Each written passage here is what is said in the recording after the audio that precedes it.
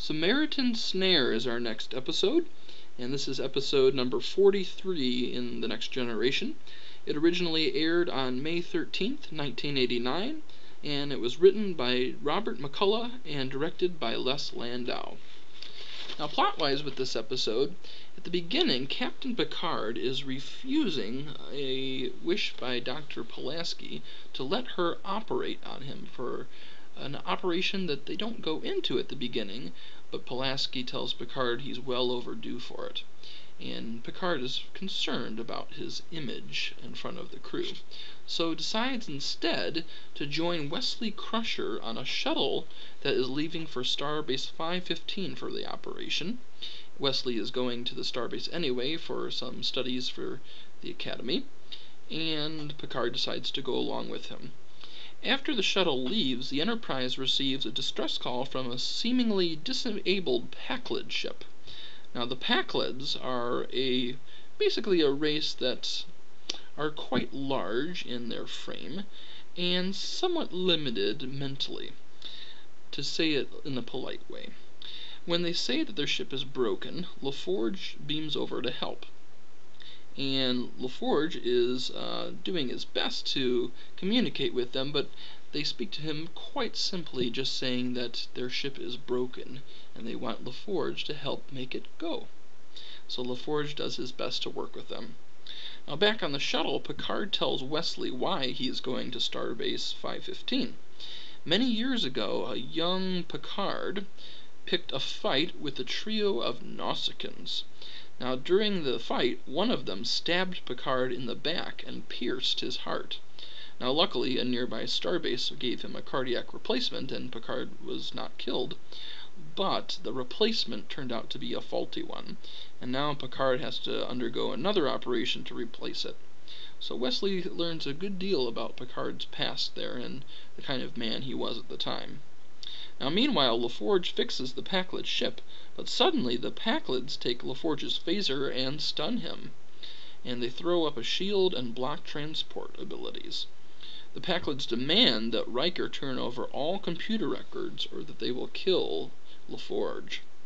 Meanwhile, at Starbase 515, Picard's operation runs into difficulty, and the Starbase transmits an urgent message for Dr. Pulaski to come and assist. Apparently, Picard is near death during this operation. At the same time, Commander Riker devises a way to get LaForge back. In their communication with the Pakleds, Riker and the other bridge crew members make LaForge sound like a weapons specialist. And as planned, the Pakleds force LaForge to work on their weapons. Riker then stages a mock countdown for an attack. And just before reaching zero, LaForge disables the Pakleds' weapons.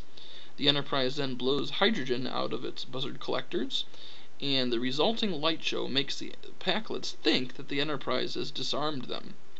Now, discouraged by the Enterprise's superior power, the Pakleds release LaForge, and immediately after he returns, the Enterprise warps over to Starbase 515, where Pulaski is able to save Picard's life just in the nick of time.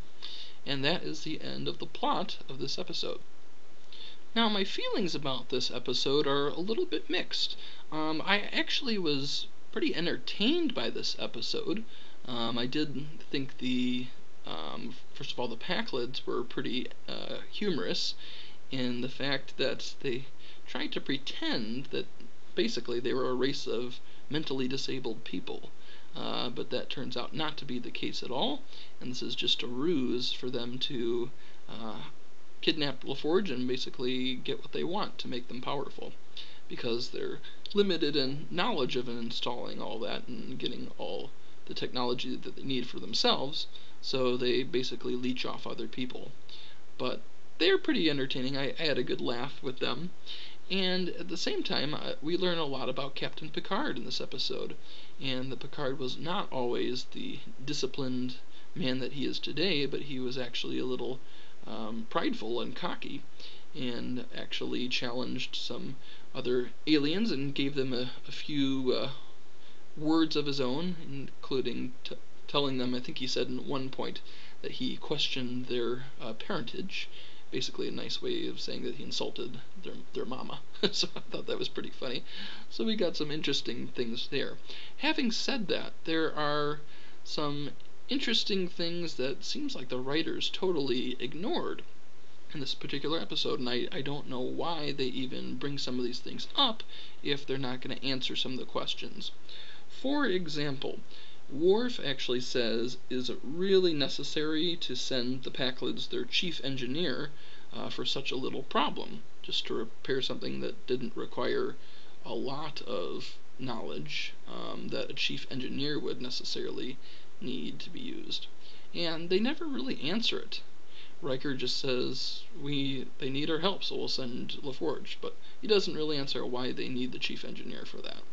Probably because the only reason why in reality they're sending him is because he's a main character in the story. But in this universe, it really doesn't make any sense.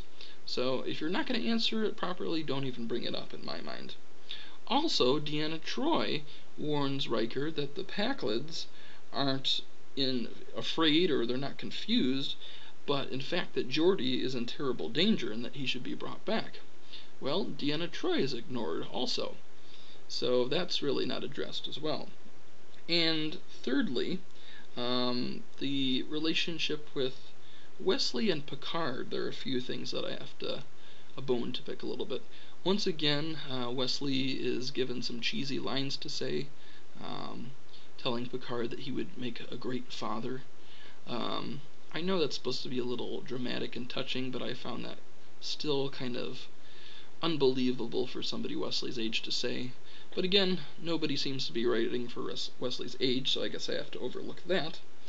And also, it's really interesting that the Enterprise would send Picard, or Picard would even choose himself, to go to a starbase where they're ill-equipped to handle that kind of a transplant.